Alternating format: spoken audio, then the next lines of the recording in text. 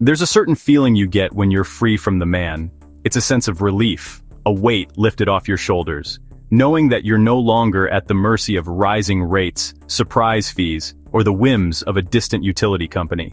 Imagine waking up each morning and realizing that your home, your comfort, and your security are all powered by your own hands and ingenuity. That's a kind of freedom most people only dream about. No more bills showing up in your mailbox. No more dreading the end of the month, wondering how high the charges will be this time. Instead, you get to keep more of your hard-earned money, investing it back into your home, your land, and your future. Every bill you don't pay is a reminder that you're in control now. No more worrying about the power going out during a storm.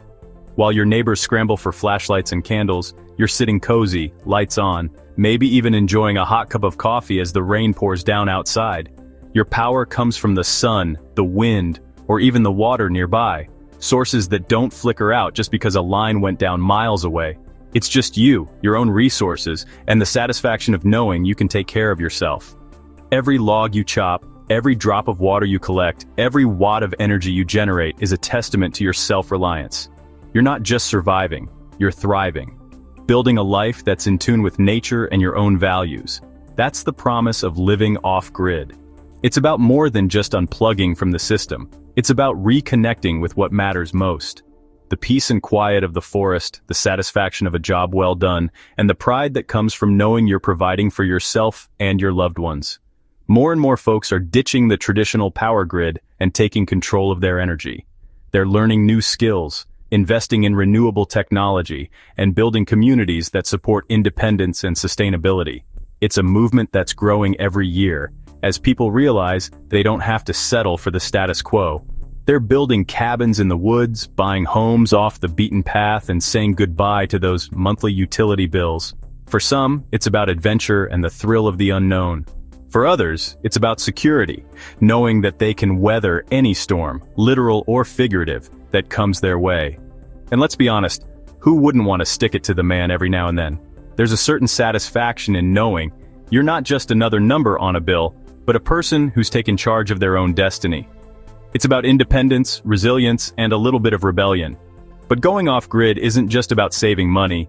It's about freedom. It's about waking up to birdsong instead of traffic, about spending your evenings under a sky full of stars instead of city lights.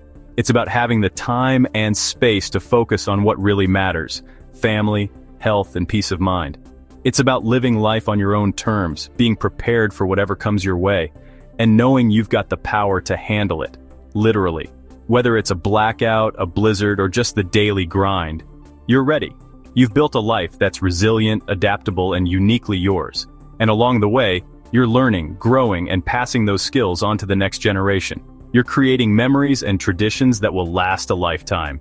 So, if you're tired of being tethered to the grid and want to explore a life of self-sufficiency, you're in the right place. This journey isn't always easy, but it's always rewarding. Every challenge you overcome is another step toward true independence. Let's dive into the world of off-grid power and see what it's all about. Whether you're just curious or ready to make the leap, there's a whole world of possibility waiting for you, one where you call the shots and freedom is just the beginning. Now, when most folks think about off-grid power, two things usually come to mind: solar and wind. These two sources have become almost synonymous with the idea of self-sufficiency and living independently from the grid. You see them on rooftops, in open fields, and even on tiny homes parked in the middle of nowhere. The appeal is obvious: harnessing the natural elements to power your life, free from utility bills and blackouts. And for good reason, these are two of the most popular options out there. They're widely available, relatively easy to install, and have become more affordable over the years. Plus, there's a certain satisfaction in knowing your lights are on thanks to the sun or the wind, not some distant power plant. Solar panels harness the sun's energy to generate electricity, making them a clean and renewable option. They're silent, require little day-to-day attention, and can be scaled up or down depending on your needs. Whether you're running a few lights or powering an entire home, solar can be tailored to fit. Wind turbines, on the other hand, capture the kinetic energy of the wind and convert it into usable power. They're especially handy in areas where the breeze is steady and they can generate electricity day or night as long as the wind is blowing. Both methods have their pros and cons, just like any good tool. Solar is simple and has no moving parts, while wind can keep things running when the sun goes down. But neither is perfect, and that's where things get interesting. Solar is great when the sun's shining, but what happens on cloudy days or during the night? Your panels might only produce a fraction of their potential, or nothing at all. In some regions, winter months can mean weeks of low sunlight, making it tough to rely on solar alone. You need batteries to store that energy, and those can be expensive and require maintenance. Batteries are the unsung heroes of any off-grid setup, but they come with their own set of challenges: limited lifespan, the need for careful monitoring, and the risk of running out of juice if you're not careful.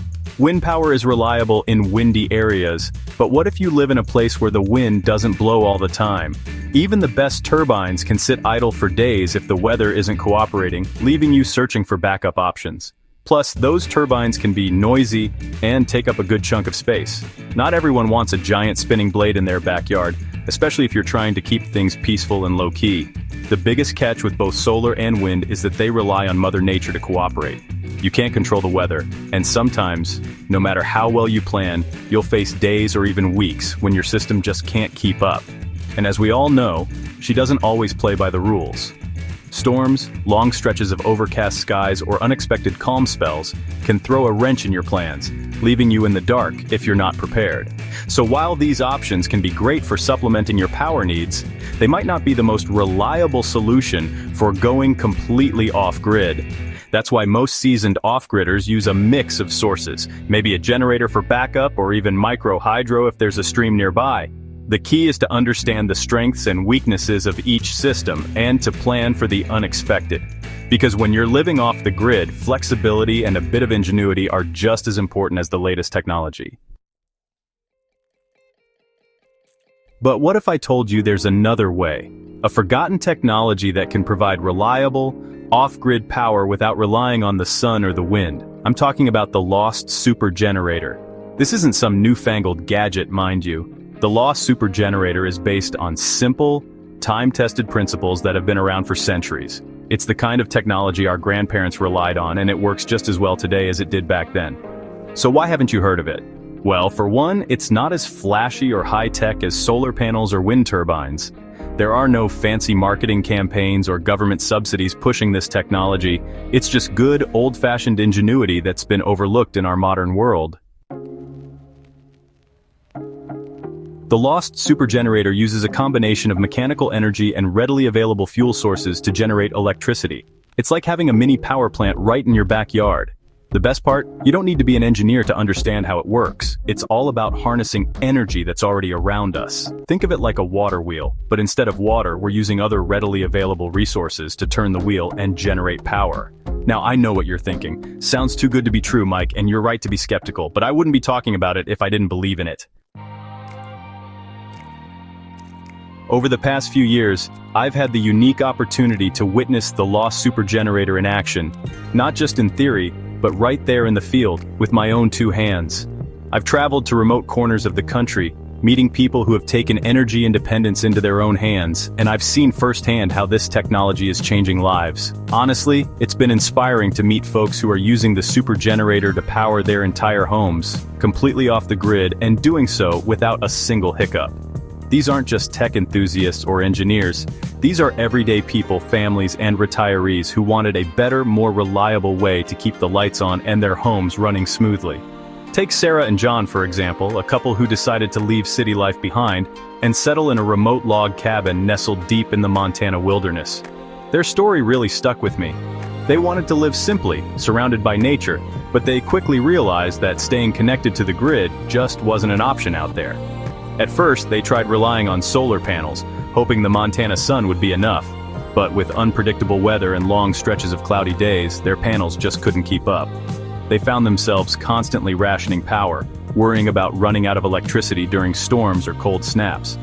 That's when they decided to give the lost supergenerator a shot. The difference was immediate. Suddenly, they had all the electricity they could ever need, enough to run their lights, appliances, and even a few luxuries they'd given up on. Their home became a true haven, warm and bright, no matter the weather outside. With their newfound energy freedom, Sarah and John even started a small woodworking business right out of their cabin. They craft beautiful furniture and art pieces, all powered by the supergenerator. It's given them not just comfort, but a livelihood. And they're able to share their creations with neighbors and visitors from miles around. Then there's Mark, a retired mechanic living in a small, sun-baked town in Arizona. Mark spent years watching his utility bills climb higher and higher, even as his income stayed the same. He knew he needed a change, something more reliable, something he could control. Mark was tired of feeling at the mercy of the power company, frustrated every time he opened another bill. He started researching alternatives, determined to find a solution that would let him break free from the cycle of rising costs and unreliable service. Using salvaged parts and detailed plans he found online, Mark built his own lost supergenerator right in his garage. It wasn't easy, there were setbacks and late nights, but he stuck with it, and soon enough he had a working system that powered his entire home. Now, Mark's become a bit of a local legend.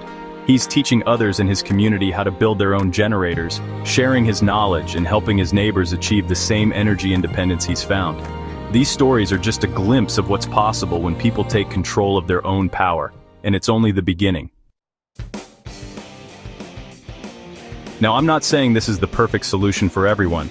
Like any tool, the lost supergenerator has its limitations. It might not be suitable for every location or every lifestyle. If you live in a densely populated urban area, finding the space and resources for the lost supergenerator might be challenging. And if you're not comfortable getting your hands dirty and doing a little work yourself, this might not be the right fit for you. But if you're serious about achieving energy independence, if you're willing to put in a little effort to break free from the grid, and if you're ready to take control of your own power, then the lost supergenerator might just be the answer you've been looking for. So, how do you get started on your own off-grid adventure? First things first, do your research. Learn everything you can about the lost supergenerator and other off-grid power options. Weigh the pros and cons, figure out what makes sense for your situation, and don't be afraid to ask questions. There's a growing community of folks who are passionate about self-reliance and energy freedom. Connect with them online, attend workshops, and learn from others who have already walked this path. Remember, going off-grid isn't just about saving a few bucks on your electric bill. It's about taking control of your life, being prepared for anything, and embracing a more sustainable way of living. It's about feeling that sense of pride and accomplishment that comes from knowing you can provide for yourself and your family, no matter what challenges come your way. It's about rediscovering the value of hard work, resourcefulness, and self-sufficiency. We're living in a time when more and more people are feeling disconnected, disempowered, and uncertain about the future. But it doesn't have to be this way. By embracing off-grid living and taking control of our energy, we can reclaim our independence, build stronger communities, and create a brighter future for ourselves and generations to come. So, what are you waiting for? Take the first step towards energy freedom today. You might be surprised at what you're capable of achieving. Click the link in the description to discover how the lost supergenerator can power your off-grid life effortlessly.